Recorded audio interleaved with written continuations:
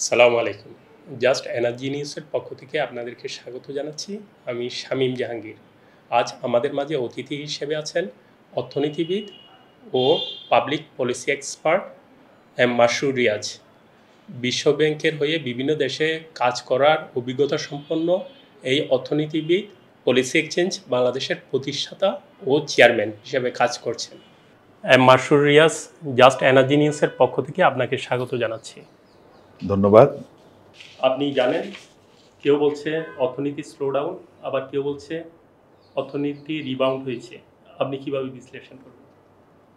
আমার মনে হয় এটার মাঝামাঝি জায়গায় আমরা আছি, দুটাই হয়েছে। রিবাউন্ড যেটা হয়েছে সেটা হলো আমাদের ম্যাক্রো অর্থনীতিতে, সামষ্টিক অর্থনীতিতে। আপনি জানেন যে 2022 সালের মাঝামাঝি থেকে নিয়ে গত বছরের অগাস্ট সেপ্টেম্বর পর্যন্ত আমাদের ম্যাক্রো ইকোনমি একটা ব্যাপক চ্যালেঞ্জের মধ্যে ছিল। আপনি যদি দেখেন, আমাদের ইনফ্লেশন প্রায় 12.5-13% চলে গেছিল। আমাদের balance of payment, current account, সেটা একটা বড় নেগেটিভ, প্রায় $5-6 বিলিয়ন এক পর্যায়ে নেগেটিভ ছিল। এবং সেই কারণে ডলারের ডিমান্ড সাপ্লাই মিসম্যাচ হয়ে আমাদের ফরেন কারেন্সি প্রায় 2 বছরে 40%-এর মতো ডেপ্রিসিয়েশন হয়েছে। এবং সেই ডেপ্রিসিয়েশন ঠেকাতে গিয়ে আমাদের রিজার্ভ বিক্রি করতে হয়েছে, যার ফলে রিজার্ভ লিটারেলি $17-18 বিলিয়ন নেমে এসেছিল এবং প্রতি মাসেই পড়ছিল। আর তার সাথে সাথে ব্যাংকিংয়ে প্রতি মাসেই আপনার ব্যাংকের এনপিএল, নতুন নতুন টাকা, বিভিন্ন দুর্নীতি কেলেঙ্কারি এগুলো আসছিল, যেগুলো ব্যাংকিং স্টেবিলিটিকে হার্ট করছিল। সেই জায়গাটায় যে কন্টিনিউয়াস একটা খারাপের দিকে যাচ্ছিল, আমার মনে হয় সেই খারাপ বা মানে কন্টিনিউয়াস ফল সেটা রোধ করা গেছে। এবং তার ভিত্তিতে আমরা বলবো যে মূলত কিছু পলিসি ডিসিশন সময় মতো তখন নেওয়া হয়নি, এগুলো নেওয়া হয়েছে গত 12-13 মাসে। আপনার গভর্নেন্স রেস্টোরেশন হয়েছে, যার ফলে আপনি দেখেন ইনফ্লেশন এখন 8.5-এর আশেপাশে নেমে এসছে। এখনও হাই, কিন্তু 12.5-13-র তুলনায় তো নেমে এসছে। এটার মূল কারণটা ছিল আপনার কন্ট্রাকশনারি মনিটারি পলিসি, যেটা খুব দেরি করে এসছিল 2024-এর মার্চ এপ্রিলের দিকে, সেটাকে ধরে রাখা হয়েছে। টাকা ছাপানো হতো কথায় কথায়, সেটা কমিয়ে নিয়ে আসা হয়েছে। ইম্পোর্ট একটা টাইট অবস্থায় ছিল, ব্যালেন্স অফ পেমেন্ট এবং ফরেন রিজার্ভ আস্তে আস্তে ইমপ্রুভ করেছে, যার ফলে ইম্পোর্টটাকেও একটু রিল্যাক্স করা গেছে। এখন সেই কারণে কিন্তু ইনফ্লেশনটা 8.5-এ নেমেছে, একটা ইমপ্রুভমেন্ট। আপনি যদি দেখেন আমাদের ফরেন এক্সচেঞ্জে রেটটা বা টাকার মানটা মোটামুটি স্টেবল আছে। গত 13-14 মাসে তেমন কোনো ডেপ্রিসিয়েশন নেই বললেই চলে। এবং একই সময় 18 বিলিয়ন, প্রায় 25-26 বিলিয়নের নেট রিজার্ভ উঠে গেছে। তো সেটাও প্রতি মাসে কমছিল, প্রতি 1-2 মাসে ডেপ্রিসিয়েশন হচ্ছিল। সেই জায়গা থেকে আমরা একটা স্টেবল জায়গা এবং রিজার্ভ একটা আস্তে আস্তে বাড়তি জায়গার দিকে গেছি। এটা একটা ইমপ্রুভমেন্ট। আর ব্যাংকিং সেক্টরে নতুন নতুন এনপিএল, নন পারফর্মিং লোনের সৃষ্টি হচ্ছিল, নতুন নতুন কেলেঙ্কারি হচ্ছিল, যেগুলো ব্যাংকিং স্টেবিলিটিকে হার্ট করছিল, এগুলো আর হচ্ছে না।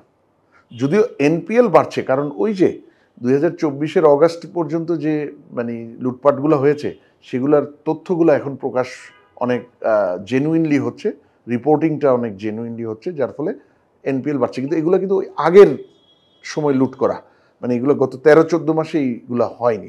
সো এই জায়গায় কিন্তু তো নিশ্চয়ই একটা ইমপ্রুভমেন্ট আছে, কিন্তু এটা হলো স্টেবিলাইজেশন। ম্যাক্রো ইকোনমি ভেঙে পড়ছিল, সেটাকে স্টেবিলাইজ করা গেছে। এখন এটা এর বাইরে যেটা হয়, বিনিয়োগ প্রয়োজন হয়, এমপ্লয়মেন্ট প্রয়োজন হয়, এক্সপোর্টস লাগে, রেমিটেন্স লাগে, কনজামশন, লোকাল ইকোনমিক আউটপুট। সেই জায়গায় মনে হয় রেমিটেন্স আর এক্সপোর্ট ছাড়া ভালো খবর নেই।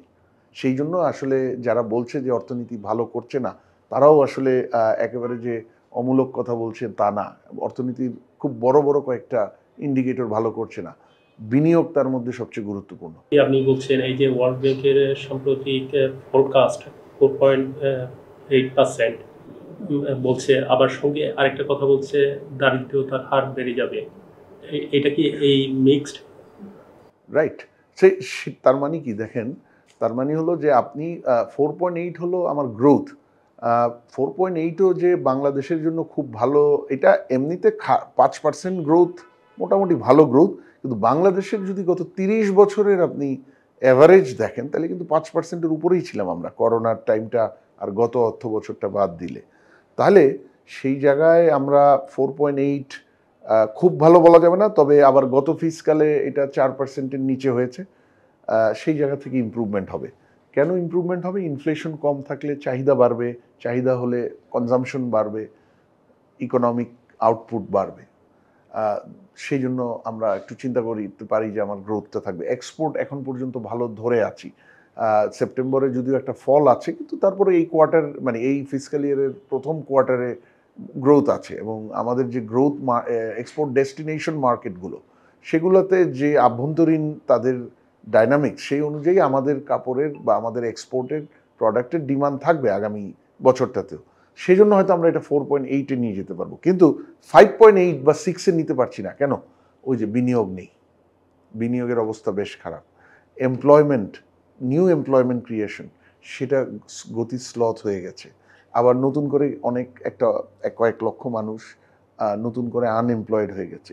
সেইটা গিয়ে কিন্তু আবার আমার গ্রোথকে 4.8-এ নামিয়ে নিয়ে আসছে। হয়তো ওগুলো যদি ভালো থাকতো, তাহলে আমি যে ভালো করার পথে 4.8 পার হয়ে আমি হয়তো 5.8-এ পৌঁছাতে পারতাম, কিন্তু সেটা এই ফিসকালে সম্ভব না। আপনি বলছিলেন বিনিয়োগ স্লথ হয়ে গেছে, এটার কারণটা কি?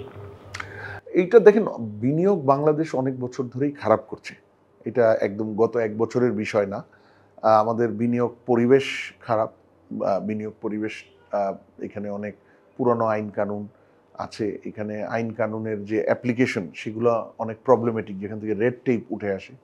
এখানে বিনিয়োগ এবং নীতি কাঠামোর যে প্রেডিক্টেবিলিটি, হঠাৎ হঠাৎ পরিবর্তন হয়ে যায়, ব্যবসা বাণিজ্যের ক্ষতি বা ডিসরাপশন হয়ে যায়, সেটা আছে।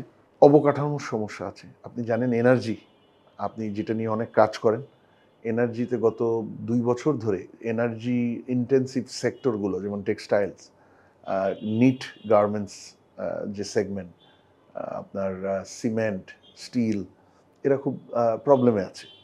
আপনার ইনফ্রাস্ট্রাকচারের একটা বড় অংশ হলো কানেক্টিভিটি ইনফ্রাস্ট্রাকচার, সেখানে পোর্টে আমাদের একটা বড় সীমাবদ্ধতা আছে, তাই না? আর তৃতীয়ত হলো আমাদের এখানে সব কিছু মিলিয়ে ব্যবসা এবং আন্তর্জাতিক বাণিজ্য, এটার খরচ বেশি। সো এইগুলোর কারণে আমার অনেক বছর ধরেই বিনিয়োগ আসলে আমাদের প্রত্যাশিত যে লেভেল, তার চেয়ে অনেক কম আমরা পাই। এর সাথে গত 8-9 মাসে অন্তত আমি যোগ হয়েছে, নির্বাচনকে কেন্দ্র করে অনেক ধরনের অনিশ্চয়তা ছিল। 8-9 মাসে বা গত 1 বছরে অনেক বিক্ষোভ, বিভিন্ন ডিসঅর্ডার, বড় ধরনের কোনো ভায়োলেন্স হয়নি, এটা একটা ভালো জিনিস, কিন্তু দেখা যাচ্ছে বিভিন্ন জায়গায় বিক্ষোভ হতো, মিছিল হতো, এবং এগুলো অফিস আদালতেও হয়েছে বিক্ষোভ, বা অনেক সময় কিছু কিছু জায়গায় মব। আবার এই সরকার কতদিন থাকবে, নির্বাচিত সরকার কখন আসবে, ধারাবাহিকতার বিষয় আছে। এসব কারণে ইনভেস্টর কনফিডেন্সটা গত 1 বছরে বেশ ভালোভাবে নড়ে গেছে। সেই কারণে আপনি, আমার মনে হয় বিনিয়োগটা আশান্বিত জায়গায় যেতে পারেনি গত 1 বছরে। আপনি বলছিলেন ব্যাংকিং সেক্টরের সংস্কার কর্মসূচি চলছে, তার অর্থ হচ্ছে সংস্কার কি আসলে প্রপারলি হচ্ছে না? সংস্কার, ব্যাংকিংয়ে বেশ কিছু ভালো সংস্কার হয়েছে বা হচ্ছে। আপনি প্রথমেই আমি বলবো, গত বছরের অগাস্ট, সেপ্টেম্বর, অক্টোবরেই বিভিন্ন ব্যাংক যেগুলো রাজনৈতিক মদতপুষ্ট মালিক পক্ষ দ্বারা অ্যাবিউজড হচ্ছিল, তারা নামে বেনামে লোন নিয়ে সেগুলো লুট করছিল, সেই ব্যাংকগুলোকে কিন্তু তাদের লুটেরা মালিকদের কবল থেকে বের করে নিয়ে আসা হয়েছে। সেই ব্যাংকগুলোকে বোর্ড রিকনস্টিটিউট করা হয়েছে, অনেক জায়গায় ম্যানেজমেন্ট, টপ ম্যানেজমেন্ট রিকনস্টিটিউট করা হয়েছে। তারপর আপনার অ্যাসেট যেগুলো রিকাভারি, মানে সম্পদ পাচার হয়ে গেছে, সেগুলো উদ্ধারের জন্য বিভিন্ন উদ্যোগ নেওয়া হয়েছে। এগুলো সময় লাগবে হতে, কিন্তু উদ্যোগ নেওয়া হয়েছে। তারপর অনেকগুলো ব্যাংক নিজে চলার মতো অবস্থায় নাই, এনবিএফআই আছে, নিজে চলার মতো অবস্থা নাই। তো আমরা দেখছি যে 5টা ব্যাংক তাদের অ্যাসেট কোয়ালিটি রিভিউ কমপ্লিট হয়ে এখন মার্জারের পথে। একইভাবে আরও বোধহয় 10-12টা ব্যাংকের অ্যাসেট কোয়ালিটি রিভিউ শুরু হবে বা চলমান। একই সঙ্গে এনবিএফআই 9টা আইডেন্টিফাই করা হয়েছে, এগুলো নিজের পায়ে চলার মতো অবস্থায় নেই লুটপাটের কারণে। এগুলোকেও বন্ধ করে এক জায়গায় নিয়ে আসা হবে। এই রিফর্মগুলো কিন্তু চলছে ব্যাংকিংয়ে। কিন্তু ব্যাংকিংয়ের বাইরে যদি অর্থনীতির অন্য জায়গাগুলোয় রিফর্ম ধরেন, বিনিয়োগ, বাণিজ্য, কর্মসংস্থান, এসএমই, ইভেন আমি বলবো পাওয়ার সেক্টর, সেখানে নতুন বিনিয়োগ, নতুন প্রকল্প, বিদেশি বিনিয়োগকারী তাদের নিয়ে আসা, খুব বেশি রিফর্ম আমরা দেখিনি। এবং সেই জন্য সেটারও কিন্তু একটা এফেক্ট, আমাদের যে ওভারঅল বিনিয়োগ বাড়ছে না। আর বিনিয়োগ বাড়া না বাড়া একটা নাম্বারের বিষয় আছে, আরেকটা নাম্বার ছাড়া বিষয় আছে, সেটা হলো বিনিয়োগকারীর আস্থা, ইনভেস্টর কনফিডেন্স। এই মুহূর্তে ইনভেস্টর কনফিডেন্সটা লোকাল এবং ফরেন খুব লো, এবং সেই কারণে একটা মানে ডেমোক্রেটিক ট্রানজিশন দরকার to people mandate backed elected government. সেটা আসার আগে আমরা পুরোপুরি এই আস্থাটা ফেরত পাবো না। সো নতুন সরকারের কাছে কোন ধরনের চ্যালেঞ্জ আছে বলে আপনি মনে করেন? অর্থনীতি itself is a big challenge. কারণ দেখেন, একটা নতুন সরকার আসলে তার রাজনৈতিক ভাবে তার বিরোধী মতামত গড়ে উঠতে এগুলো সময় লাগে। কারণ বাংলাদেশের মানুষ এবার ধৈর্যশীল, সহজেই রাস্তায় নামবে না। এই রাজনৈতিকভাবে মানুষ একটা বড় অংশ পপুলেশনের তারা মানে বিরক্ত হওয়া বা তারা বিরোধী হওয়া, এটা সহজে হবে না, এটা সময় লাগে। এটা ডিপেন্ড করে যে গভর্নমেন্ট থাকে তার বিহেভিয়ারের উপর, সে কতটা পারসেপশন ভালো রাখতে পারছে, নিজের কাজ ভালো রাখতে পারছে। কিন্তু যেই জায়গাটা 3 মাসের মধ্যেই ফুঁসে উঠতে পারে, সেটা হলো অর্থনীতি যদি খারাপ থাকে। আপনার যদি ইনফ্লেশন 12-13% চলে যায়, আবার আপনার যদি ডলার ক্রাইসিস হয়ে আবার যদি এক্সচেঞ্জ রেট বা টাকার মান ফল করে, সব কিছুর দাম আবার বাড়বে। কারণ আমরা তো নেট ইম্পোর্ট ডিপেন্ডেন্ট কান্ট্রি, সব কিছুই আমাদেরকে ইম্পোর্ট করে আনতে হয়। টাকার মান কমে গেলে ইম্পোর্টের দাম বেড়ে যায়। ইম্পোর্টের দাম ম্যানেজ করতে গিয়ে আমার যদি এক্সচেঞ্জ রেট কমে যায়, আমার এলএনজি ইম্পোর্ট কমে, আমার পাওয়ার প্রোডাকশন কমে যাবে। পাওয়ার প্রোডাকশন কমলে শুধুমাত্র যে ব্যবসায়ীরাই বিরক্ত হবে তা না, তখন দেখা যায় যে সাধারণ জনগোষ্ঠী একটা বিরক্ত হয়ে যায়। তাহলে এই অর্থনীতি, যেখানে আপনার এনার্জি ম্যানেজমেন্ট, সাস্টেনেবিলিটি বা সিকিউরিটি, এনার্জি, বিনিয়োগ, এক্সপোর্ট বা আমাদের গ্লোবাল এনগেজমেন্ট যেটা অর্থনীতির, সেটা ম্যানেজ করা, এর সাথে সাথে ট্যাক্স রিফর্ম। আমার সরকারের চলার জন্য টাকা লাগবে, এমনিতেই ওই বিনিয়োগের মতো ট্যাক্সেও আমরা অনেক বছর ধরে ভালো করছি না, কিন্তু ভালো করতে হবে। তো সেই জায়গাগুলো যদি আমরা হাত না দেই, নতুন সরকার যদি সেগুলো ফোকাস না করে, তাহলে কিন্তু অর্থনীতি খুব শীঘ্রই, আমরা কিন্তু এখনো ওই যে রিকাভার করছি, সেটা গিয়ে কিন্তু খুব স্বস্তিকর জায়গায় এখনো পৌঁছানি। আমাদের কন্টিনিউয়াস পতন হচ্ছিল বিভিন্ন ইন্ডিকেটরে, সেটাকে আমরা রোধ করতে পেরেছি, কিন্তু শক্তিশালী জায়গায় নাই যেখানে আমরা একটু রিল্যাক্স বা আত্মতুষ্টিতে থাকতে পারবো। সো তার মানে আমরা দেখছি যে অর্থনীতি খুব যদি সঠিক অ্যাটেনশন না দেওয়া হয়, খুব অল্প সময়ের মধ্যে এটা কিন্তু আবার একটা পতনের ধারায় চলে যেতে পারে। এবং অর্থনীতি খারাপ হলে মানুষের পেটে আঘাত পড়ে, ব্যবসা কষ্টকর হয়ে যায়, সেটা গিয়ে কর্মসংস্থানে আঘাত করে। সব মিলিয়ে তখন দেখা যায় যে জনসংখ্যার একটা বড় অংশ বিরূপ মনোভাবের অধিকারী হয়ে যায় এই বিষয়গুলোতে। তো সেই জন্য নতুন সরকারকে সর্বোচ্চ নজর দিতে হবে অর্থনীতির রিকাভারি এবং স্টেবিলাইজেশন এবং গ্রোথ প্রসেসে ফেরত যাওয়া, যেখানে কর্মসংস্থান, বিনিয়োগ, সেগুলো যাতে স্বাভাবিক ধারায় চলে আসে।